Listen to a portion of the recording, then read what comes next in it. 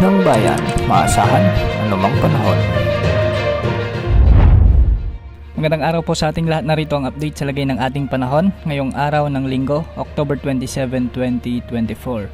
Patuloy na kumikilos si Bagyong Leon, pakanluran sa karagatang sakop ng Pilipinas. Huling namataan si Bagyong Leon sa layong 1,075 kilometers silangan ng Central Luzon. Taglay nito ngayon ang lakas ng hangin na maabot sa 65 kilometers per hour malapit sa gitna at pagbugsong umaabot sa 80 kilometers per hour. Sa ngayon kumikilos ito ng 30 kilometers per hour ng pakanluran. Ayon sa forecast track ng Pag-asa, kikilos si Bagyong Leon ngayon ng pakanluran hanggang bukas at inaasang kikilos ng hilagang kanluran naman sa mga susunod na araw. Makikita nga natin sa ating forecast track na bahagyang bumababa ang track ni Bagyong Leon. Yung mga naunang track nito ay medyo mataas pa o medyo malayo pa sa hilagang bahagi ng Luzon, pero ngayon lumapit pa ng kaunti sa may kalupaan ng extreme northern Luzon. Ayon sa Pag-asa, posible pang magbago ang forecast nito o posible pang bumaba ang track nito dahil sa nakakaapektong frontal system sa taas o sa bahagi ng Taiwan. Ito ngayon ang nagtutulak sa bagyo pababa. Ayon sa Pag-asa, kung sakaling lumapit pa ng bagyo ito sa kalupaan ng northern Luzon,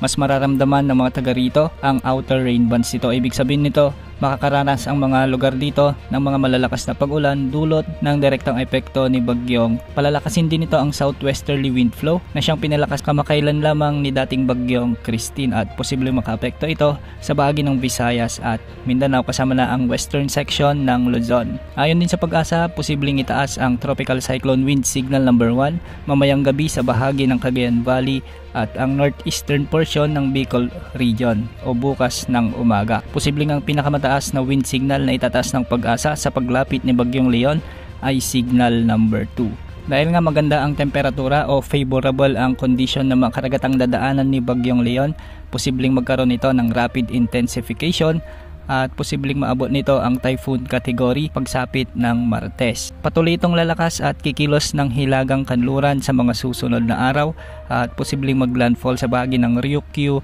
Island. Kung hindi ito itutulak ng frontal system na nasa Taiwan o sa bahagi ng southern Japan, posibleng magbago ang track nito pataas.